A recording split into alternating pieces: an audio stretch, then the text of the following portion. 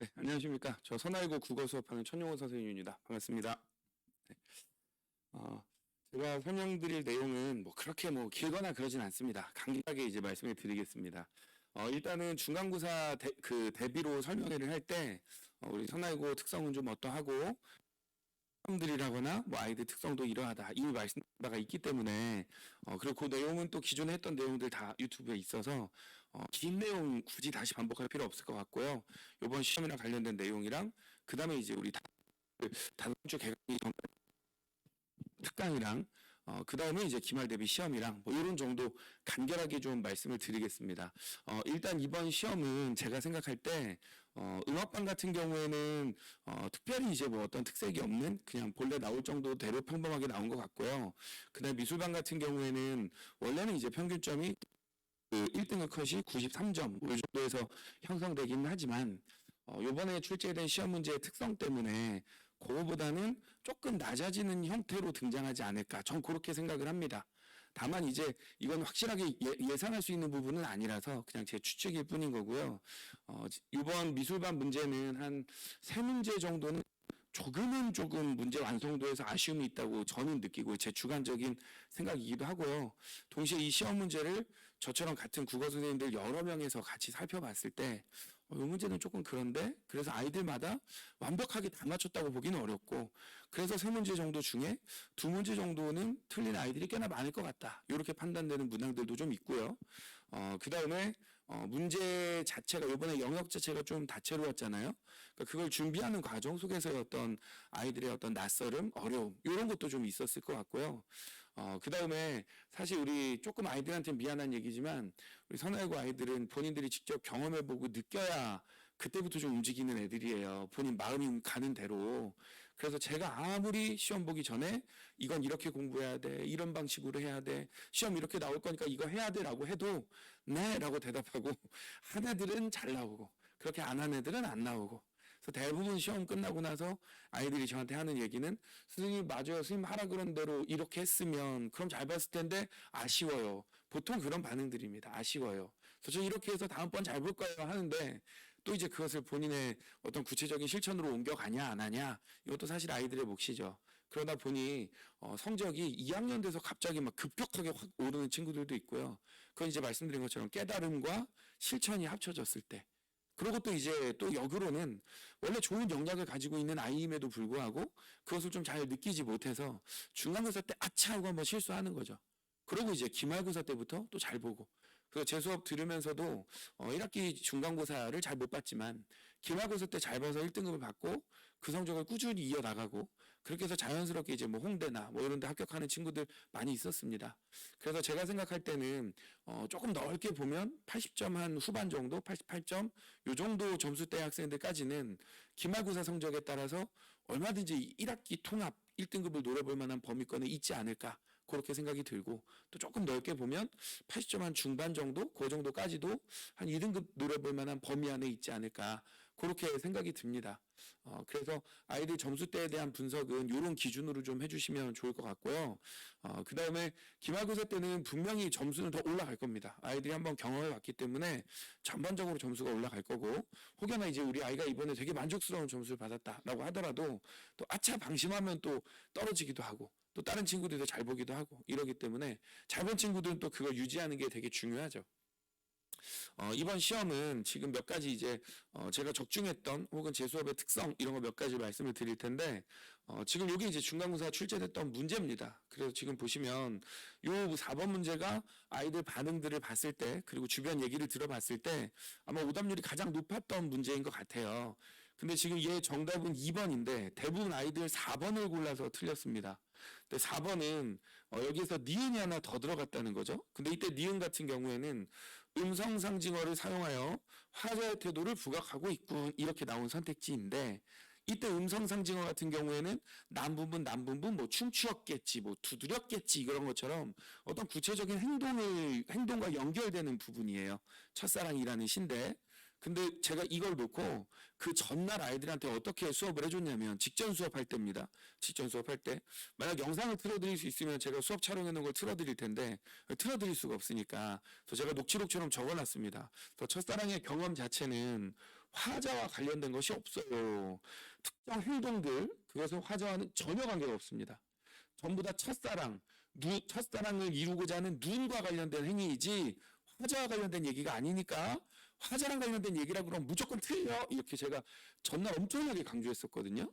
근데 이제 그게 그대로 이 문제의 정오를 결정하는 선택지로 출제가 됐던 거죠. 그래서 사실 저는 뭐 매번 말씀드리지만 선화여고 학교 수업을 한 지는 10년이 넘었어요. 그리고 이제 아주 제 메인 학교로 삼아서 아주 중점적으로 한 거는 올해가 아마 지금 6년인가 7년 정도 될 겁니다. 그래서 선화여고에 있는 모든 선생님들의 어떤 출제 경향이라거나 특성들 이런 것도 잘 알고 있고 그래서 지금 올해 선생님 문제가 아까 말씀드린 것 같은 한 두세 문제 정도는 그럴 수 있어.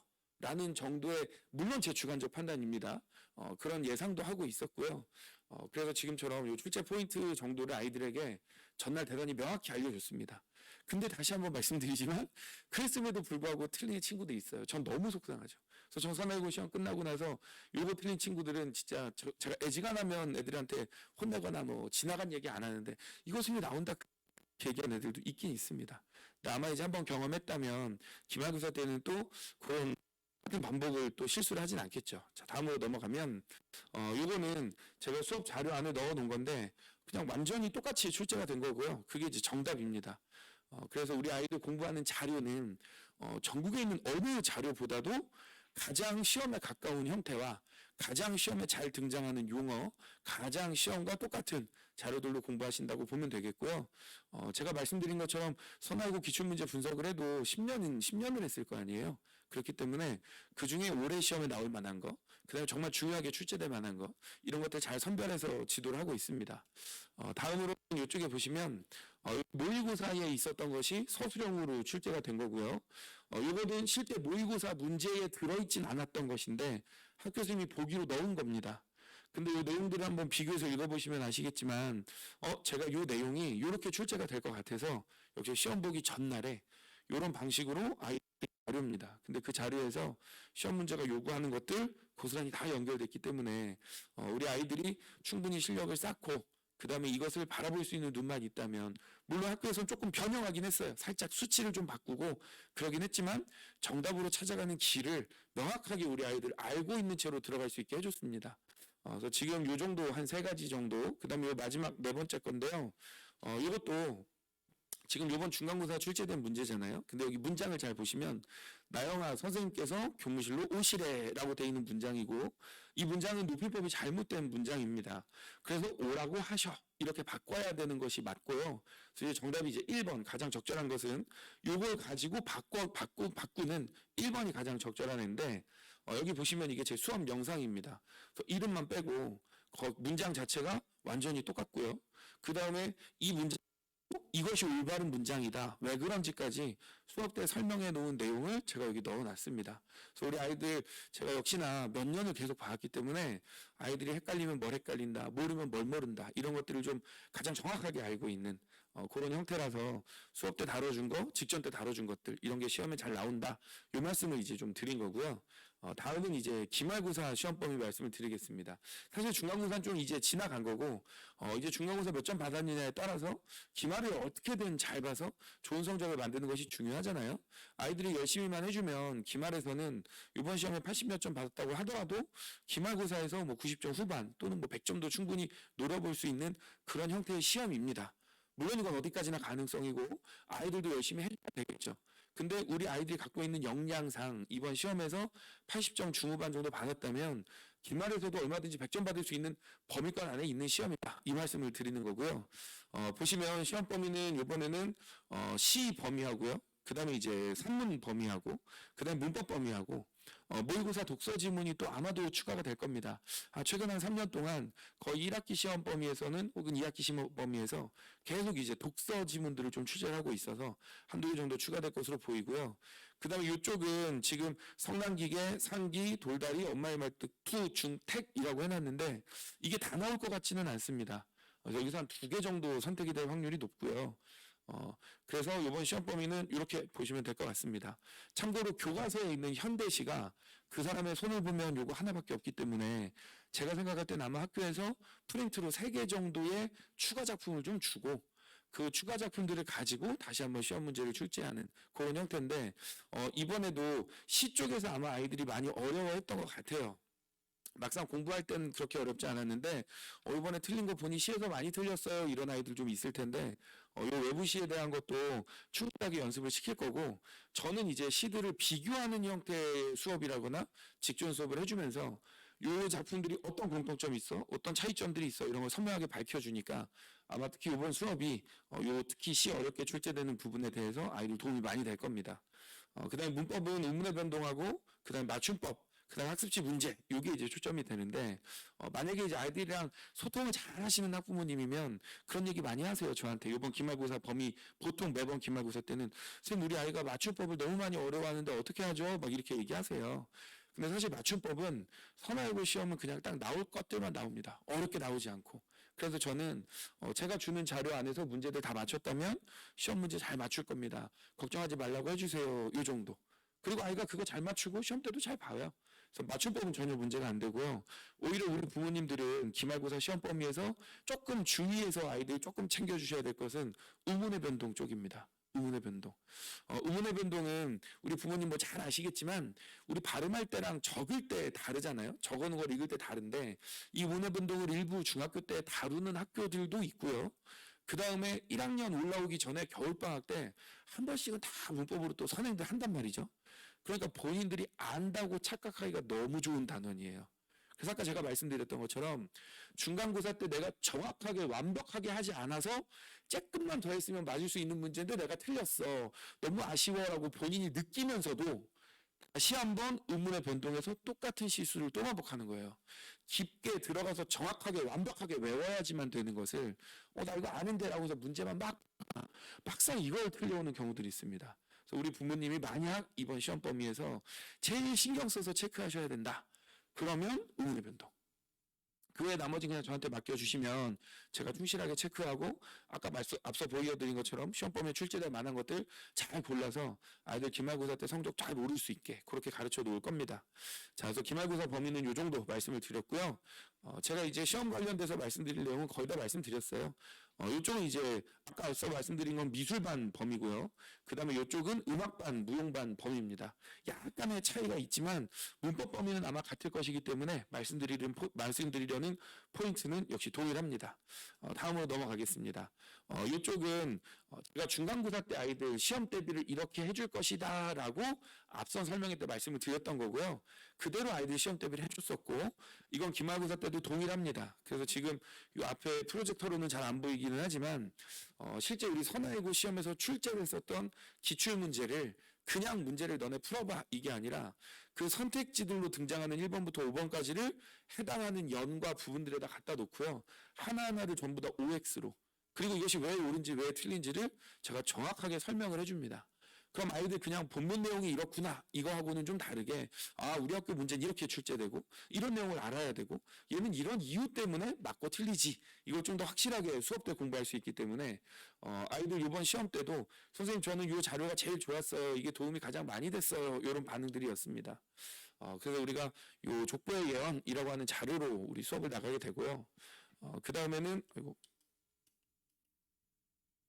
족보의 마지막 한 조가 이것도 같은 맥락입니다. 특별히 이제 좀 어려운 선택지, 그래서 시험 때 애들 헷갈려할 만한 선택지들 모아서 따로 조금 더 공부할 수 있게 그렇게 넣어 놓은 거고요. 그 다음에 실전풀이 분석 이거는 제가 우리 아이들 예를 들자면 이번에 그 사람의 손을 보면 시험 범위 들어간다. 그러면 선화외고 6년치의 기출 문제, 교과서 바뀐 게 6년이니까요. 6년치의 기출 문제, 그 다음에 음악반, 미술반, 무용반 전부 다 합쳐서 모든 문제를 전부 다 이렇게 손필기를 해줍니다. 그래서 이거 교재로 묶어서 아이들 기출문제 집 이걸 주면 어차피 선화외고는 사실 외부 지문이 등장하지 않는 이상 문제가 거의 기출문제가 반복되거든요. 그래서 이걸 반복적으로 아이들이 익히면서 본인들이 조금 편안하게 훨씬 효율적으로 그래서 완벽하게 이해는 안 가지만 내가 이거 많이 봤네? 그래서 맞는 문항들도 생길 거예요. 그래서 정확한 공부와 함께 아이들이 효율적으로 공부할 수 있게 하는 수단 이렇게 마련을 좀 해놨습니다. 다음으로 이제 학습지인데요. 선화외고는 아시는 것처럼 매번 선생님들이 매년 바뀌어요. 그래서 지금 올해 미술반이신 선생님은 예를 들자면 2020년도에 미술반 1학년 미술반 수업을 하셨었습니다. 2019년도에는 선화여고 음악무용반 수업을 하셨었고요. 그 이후에는 뭐 2학년 수업도 하셨었고 이런 식의 로테이션을 하시다가 올해 다시 한번 1학년 미술을 담당하게 된 거죠. 그래서 그 해에 선생님이 썼던 학교 선생님의 프린트 또는 그 선생님 프린트가 아니어도 우리 아이들이 이것까지 같이 공부해주면 좋은 프린트 이런 선화여고 오리지널 프린트들을 모아서 아이들 공부할 때 또 자료로 제공하고 그 내용들을 종합해서 빠짐없이 가르칩니다. 그러면 시험에 출제되는 것이 아이들 입장에선 낯설 것이 전혀 없는 거죠. 그러다 보면 아까 말씀드린 것처럼 완벽하게 똑같은 선택지 그리고 완벽하게 똑같은 예문들 이런 것들이 등장하는 겁니다. 자, 그래서 이런 자료들을 공부하게 될 거고요. 그 다음에는 요거는 우리 아이들 과제를 해오면 여기 보시면 이게 과제 종류고요. 그 다음에 그 과제를 조교쌤들이 다 걷어서 아이들 과제 하나하나씩 다 넘겨보면서 과제가 어느 점이 잘 돼 있고 어느 점이 덜 돼 있고 이런 것들을 손으로 이렇게 적어서 피드백을 해줍니다. 그리고 요거는 종이 그대로 아이에겐 제공이 될 거고요. 그 다음에 학부모님한테는 요거 사진 찍어서 그대로 카톡으로 전달이 됩니다. 그래서 아이들 과제하고 나면 제가 사실 아이들 과제를 일일이 볼 수는 없잖아요. 조교생들이 이렇게 누구는 과제가 어땠어요? 누구는 과제가 좀 과제 이런 걸 잘했어요. 누구는 이런 점이 약해요. 이런 걸 가지고 또 조교생들이랑 이야기를 나누고요. 그 다음에 학부모님한테도 아이가 이런 특성들이 있다를 충분히 전달드리고 있습니다. 자, 다음으로 넘어가면요. 이건 이제 아이들 공부하는 흐름 정도 넣어 놓은 거고요. 이건 시험 대비 일정인데요. 우리 아이들은 5월 26일 이때부터 다시 한번 시험 대비를 시작하게 될 겁니다. 그래서 일요일 날 2시부터 5시 이때가 미술이고요. 그 다음에 음악무용반 같은 경우에는 일요일 날 오전 10시부터 1시 이렇게 우리 시험 대비가 진행이 될 겁니다. 그래서 이때 저한테 보내주시면 제가 아이들 충분한 자료로 그리고 아이들 제 수업은 보통 아이들이 부모님하고 얘기를 나누다 보면 부모님이 저한테 하시는 얘기는 이런 거예요. 국어가 어렵긴 한데 선생님 수업이 재밌대요. 이런 얘기들 많이 하시더라고요. 그래서 제가 막 자지러지게 웃기고 막 코미디언 같고 이런 사람은 아니지만 그래도 아이 힘든 공부를 흥미롭게 잘 해나갈 수 있게끔 도와주는 정도나 생각을 이제 학부모님들이랑 통화하면서 듣게 되고요. 그래서 시험 대비 특성들은 이러하다 정도 이제 보시면 될 것 같습니다. 그럼 우리 아이들 시험 대비하기 전까지 이번 주 주말이랑 다음 주 주말에는 무엇을 하느냐 2번의 특강이 있습니다. 그래서 이건 전체 특강이고요. 이쪽 중간고사 이후 기말고사 사이의 특강인데 이렇게 2가지 특강입니다. 각각 다 1회씩 진행이 되는 특강이고요. 저는 사실 우리 1학년 학부모님들한테 약간만 좀 건방지게 말씀을 드리자면, 왜냐면 우리 학부모님들은 선화여고 1학년 이게 처음이시거나 아니면 위에 뭐 언니나 오빠 뭐 있으면 뭐 2번째이실 텐데, 저는 선화여고 1학년부터 3학년까지를 매년 경험하고 10년째 경험하는 사람이란 말이죠. 그러다 보면 우리 아이들이 2학년, 3학년 올라가면 부모님들이 제일 고민하시는 게 우리 1학년 때 좀 수능 공부 좀 시킬 걸 그랬어요. 우리의 수능 성적이 좀 덜 나와서 걱정이에요. 지금 이거 하면 너무 늦는 것 같아요. 이런 얘기 하시거든요. 그래서 저는 틈날 때마다 수능 공부를 좀 할 것을 추천을 드립니다. 그 수능 공부 역량이 능력이 좋아져야 우리 아이들 공부 효율도 좋아져요. 이제 그러면 제가 뭐 학부모님한테 대놓고 그러니까 그때 특강 들으시지 그러셨어요. 이럴 수는 없지만 그럼 이제 되게 너무 나쁜 거죠. 그렇지만 어머니 뭐 그런데 좀 중간중간에 아이 수능 공부할 수 있게 좀 많이 도와주시면 좋을 것 같아요. 이런 얘기 많이 드립니다. 그래서 2번의 특강이 있는데요. 첫 번째 특강 같은 경우는 독서고요. 독서는 이제 선화여고 학생들뿐만이 아니라 뭐 서울예고, 선화여고, 뭐 전국의 모든 학생들 사실은 모의고사나 수능을 보면 독서에서 시간이 부족해요. 독서를 어려워하고 문학은 적어도 내신 공부하는 동안 경험을 많이 합니다. 우리 선화여고 1학년은 적어도 1학년 때 문학 공부하죠. 2학년 때도 문학 공부합니다. 3학년 때 역시 EBS 가지고 문학을 공부하기 때문에 문학은 학교 과정을 소화하면서도 자연스럽게 익숙해지는 것이 있어요. 근데 독서는 우리 선화여고 과정 속에서 2학년 2학기 중간고사 때 집중적으로 하긴 하지만 그것만으로 절대 실력이 늘지 않습니다. 그래서 우리 아이들이 조금 수능이라거나 아니면 모의고사 이쪽에 대한 능력을 기르고 싶다면 틈 날 때마다 독서 공부 좀 해줘야 돼요. 그래서 저는 1회기는 하지만 우리 아이들이 특히 어려워하는 게 보기 문제거든요. 독서에서 지문도 어려운데 보기까지 주어지면 시간도 없고 어떻게 읽어야 될지 모르겠고 너무 낯설고 그래서 그런 문제들만 조금 모아서 집중적으로 해결하는 방법적인 것 그걸 이제 한 주 정도 공부하고요. 이 돌아오는 일요일입니다. 그 다음에 우리가 그 다음 주에는 현대시하고 고전시입니다. 원래 우리 아이들이 1학년 때 제일 어려워하는 건 처음에 시예요. 시. 그래서 시 내용은 이해가고 수업 때 들었던 단어들로 나오면 이해가 가는데 말만 조금만 바뀌면 학생들이 이제 헷갈려 하는 거죠. 예를 들면 뭐 이번 시험에서도 뭐 무상감이라는 말이라거나 뭐 상실감 뭐 이런 말 나왔을 때 괜히 당황한단 말이죠. 내가 이 작품을 공부할 때 못 본 단어 같은데 이러면서 그냥 해석하면 되는데, 그래서 그런 감각들을 좀 길러줄 수 있는 수업이다. 그래서 우리 수능뿐만이 아니라 내신에도 충분히 도움이 되는 그런 형태로 구성을 했습니다. 그리고 이제 우리 여기 와 계신 학부모님들도 마찬가지고요. 영상 보신 학부모님들도 마찬가지이실 수 있는데, 이쪽에 보시면 우리 선화예고는 관동별곡이라는 작품이 2학기 시험 범위에 포함됩니다. 빨리 들어가야 2학기 중간고사, 늦게 들어가면 2학기 기말고사 때 들어가거든요. 그래서 저는 그 선화예고 커리에 맞춰서 여름방학 때 관동별곡 특강을 해요. 근데 이제 요즘 최근에 요 중간고사 끝나고 기말고사 사이에 관동별곡 특강 들어야 하나요? 혹은 관동별곡은 선생님 안 하시나요? 뭐 이런 질문들을 많이 하시는데, 아마 관동별곡 특강을 하는 분이 이 시기에 있으신가 봐요. 어떤 선생님이. 근데 그 커리는 당장 기말고사 때에 관동별곡이 시험 범위에 들어가는 학교가 있기 때문에 거기에 맞춰서 관동별곡 특강을 하는 걸 거예요. 우리 선화예고 아이들은 실기도 해야 되고 바빠 죽겠는데 지금 이 시기에 관동별곡 듣는다고 해서 머릿속에 남는 거 하나도 없습니다.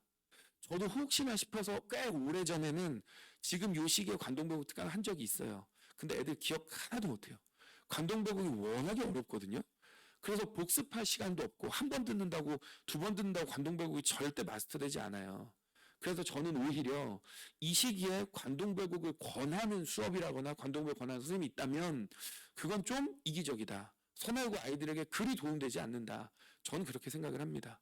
네, 그래서 저는 오히려 이런 쪽보다는 이게 관동별곡 들어간다고 이거 시험 범위에 들어가요, 중요해요, 그러니까 들어야 돼요 이러면 학부모도 혹 하시겠지만, 전 그거보다는 실질적으로 우리 아이들에게 좀 더 도움되는 그런 내용으로 특강을 꾸렸으니까 저는 들으실 것을 강력하게 추천을 드립니다.